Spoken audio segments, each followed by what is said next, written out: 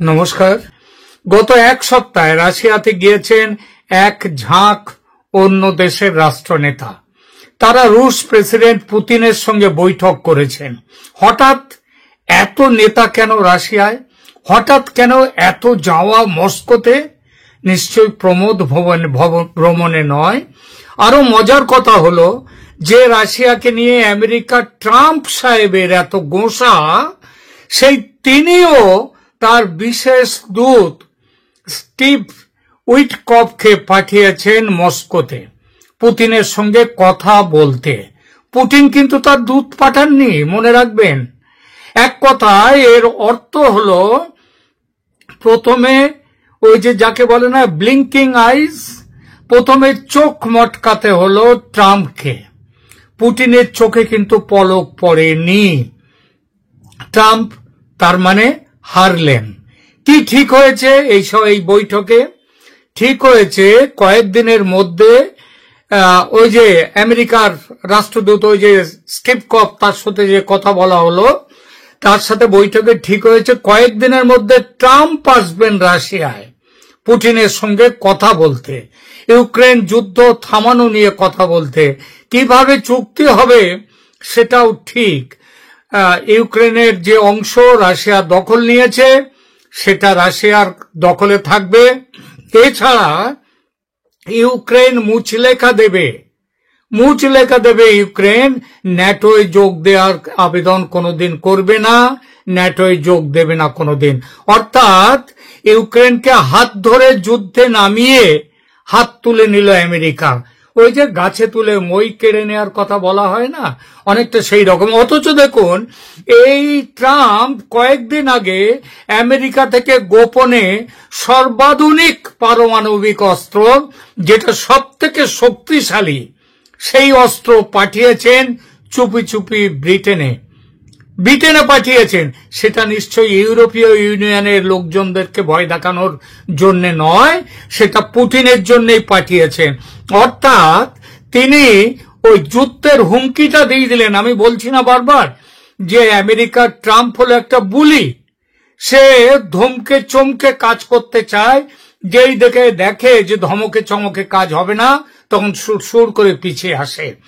ওই যে বিমানে করে, স্পেশাল বিমানে করে ইংল্যান্ডে পাঠালেন বোমা, পারমাণবিক বোমা রাশিয়াতে ফেলার জন্যই বোধহয়। এবং রাশিয়া কি করলো? কি রাশিয়া তাদের সর্বাধুনিক পারমাণবিক বোমা এমন জায়গায় গিয়ে ফিট করলো যেখান থেকে যার পাল্লার মধ্যে খুব তাড়াতাড়ি পৌঁছে যেতে পারে আমেরিকায়। পৃথিবীর মানচিত্রটা দেখবেন, আমেরিকার কিছু জায়গার সঙ্গে আমেরিকা যুক্তরাষ্ট্র, তার থেকে মাত্র 1000 কিলোমিটারের মতো দূরত্বে আছে রাশিয়া। এই দূরত্ব অতিক্রম করার কোনো চিন্তাই নেই। তো যে কথা দিয়ে শুরু করেছিলাম যে, এবং তারপরেই আবার ট্রাম্প ভয় পেয়ে পিছিয়ে গেলেন, নিজের প্রতিনিধিকে পাঠালেন, বাবা মিটমাট করে নাও। এবং এই মিটমাট করতে গিয়ে ইউক্রেনকে পথে বসিয়ে দিলেন। যাকে যে কথা দিয়ে শুরু করেছিলাম সেই কথায় আসি। আপনারা জানেন ভারতের জাতীয় নিরাপত্তা উপদেষ্টা অজিত ডোভাল কয়েকদিন ধরে মস্কোয় ছিলেন, মিটিং করেছেন পুতিনের সঙ্গে। মোটামুটি একই সময়ে পুতিনের সঙ্গে বৈঠকে বসেছেন আরো অনেকগুলো দেশ। সংযুক্ত আরব আমিরাতের মানে ইউএই, তার রাষ্ট্রপতি শেখ মোহাম্মদ বিন জায়েদ আল নাহিয়ান এসেছেন, পুতিনের সঙ্গে কথা বলেছেন। এছাড়া ব্রিক্সের অন্তর্গত ব্রাজিল, দক্ষিণ আফ্রিকা এবং আরো কয়েকটি দেশের রাষ্ট্রনেতা বা তাদের প্রতিনিধিরা রাশিয়াতে এসেছেন কূটনৈতিক আলোচনা করতে। এসেছেন ইরানের প্রতিনিধি মণ্ডল।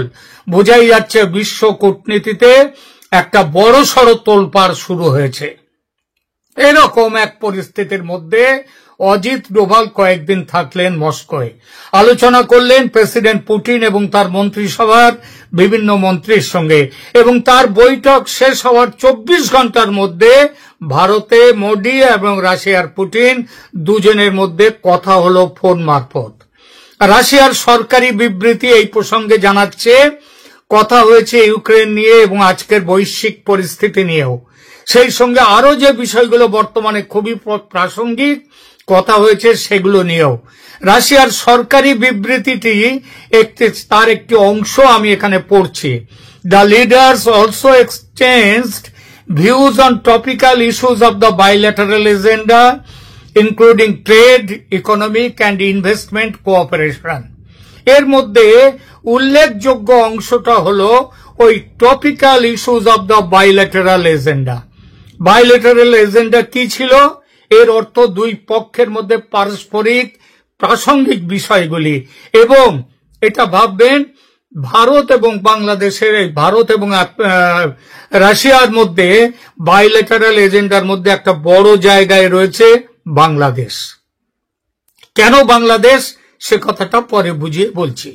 আর এখানেই উঠেছে আঞ্চলিক সুস্থিতির প্রশ্নে বাংলাদেশের ভূমিকা, বাংলাদেশের প্রসঙ্গ, যদিও আলাদাভাবে স্পষ্ট করে কোথাও উল্লেখ নেই এই ব্যাপারে, তবু যেখানে বিশ্বের ভূ অর্থনৈতিক ও ভূ রাজনৈতিক পরিস্থিতি নিয়ে আলোচনা, সেখানে বাংলাদেশ নিয়ে আলোচনা হবে না এমনটা হতে পারে কি? পারে না।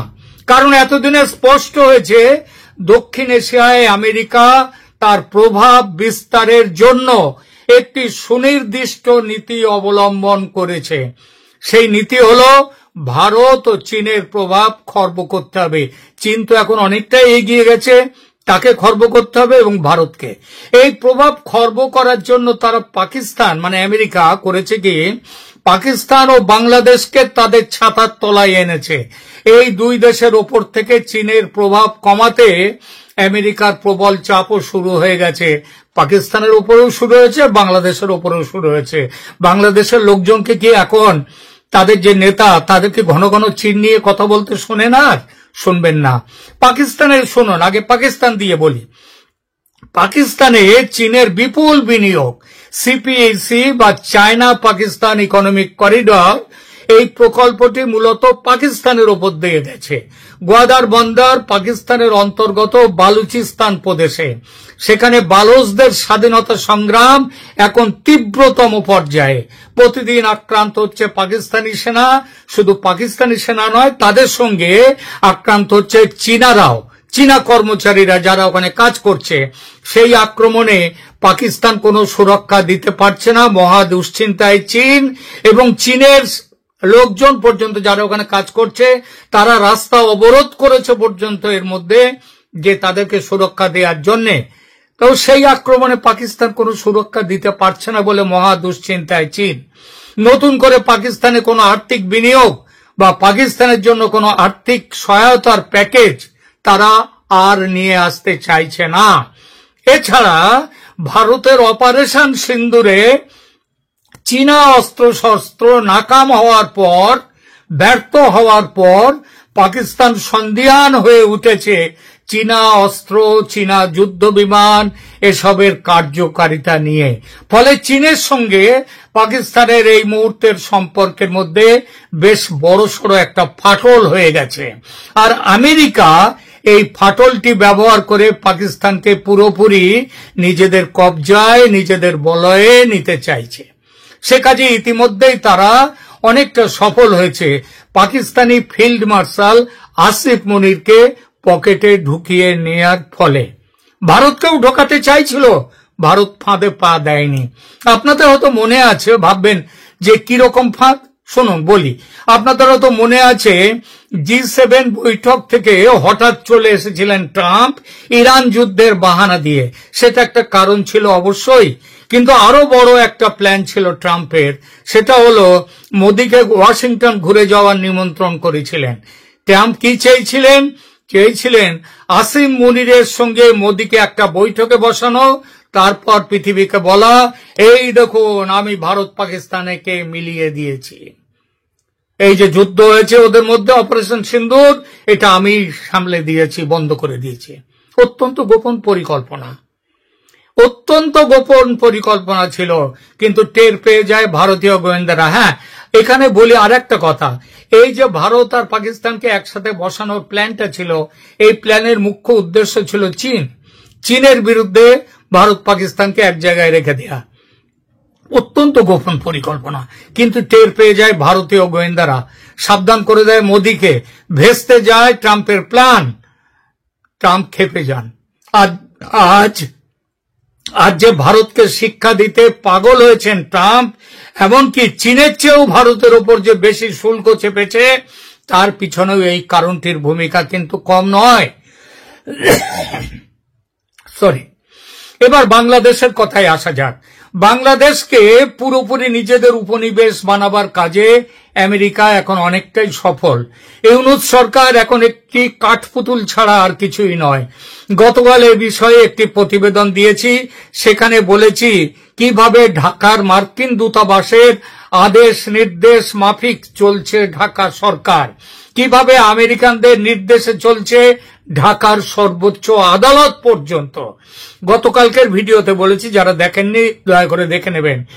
একদিন যারা হাসিনাকে ভারতের দালাল বলে খুব চেঁচিয়েছে, আজ তারা কিংবা তাদের দলবল তো ক্ষমতায়, কিন্তু তাদের মুখে কথা নেই কেন? তারা তো আমেরিকার কাছে একবারে খুলে দিয়েছে দেশকে, উলঙ্গ করে দিয়েছে দেশকে।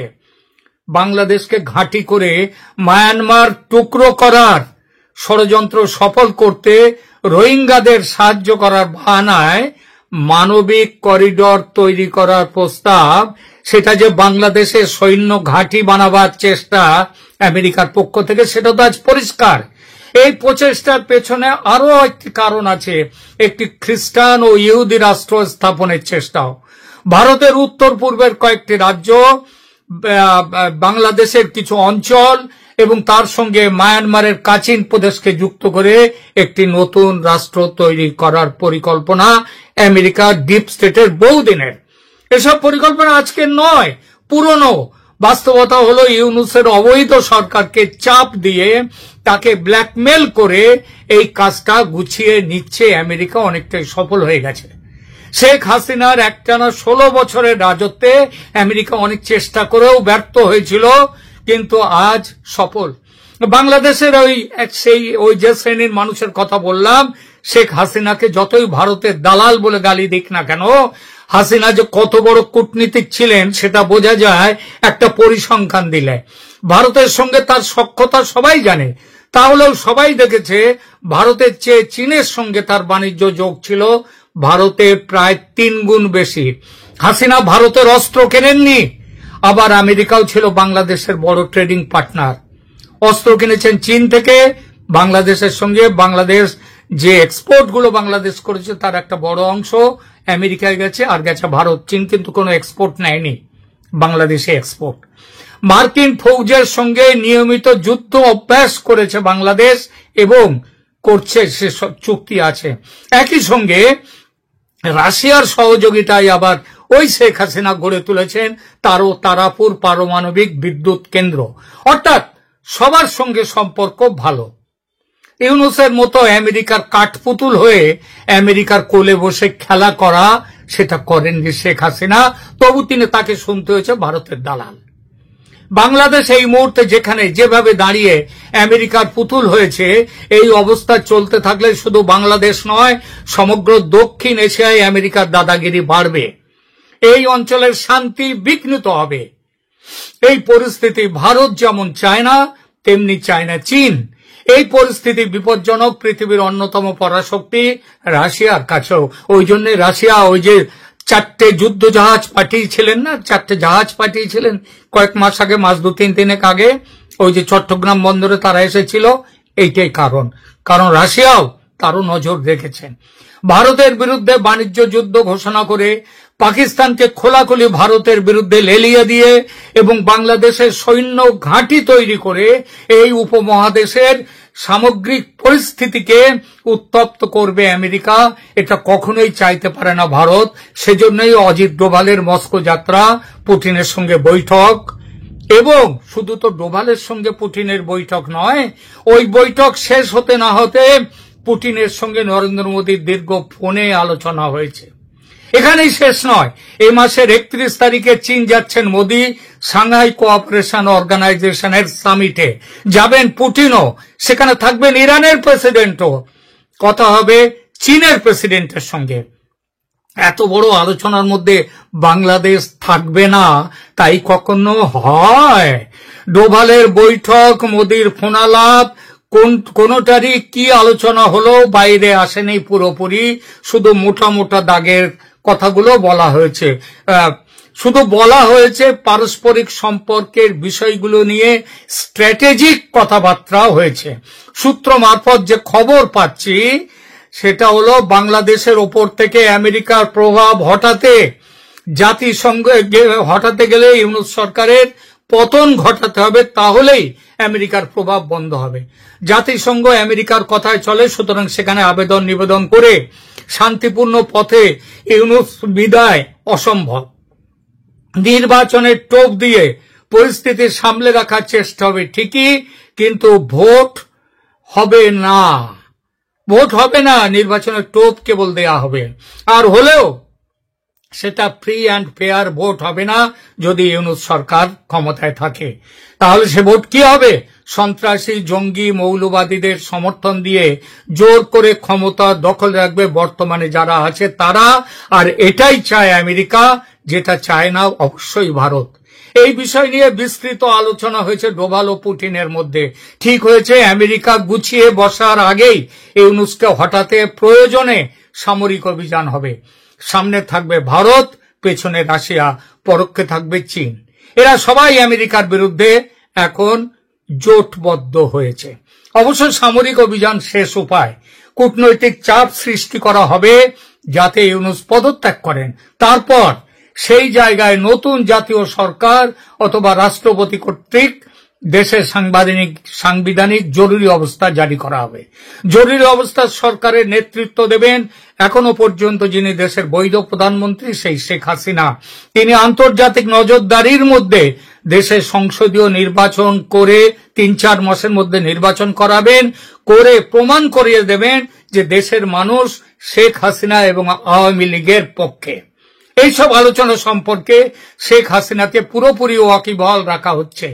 সরাসরি আলোচনায় তিনি না থাকলেও তাকে সমস্ত কিছু জানিয়ে যে রাখা হচ্ছে সেটাও জানতে পেরেছি।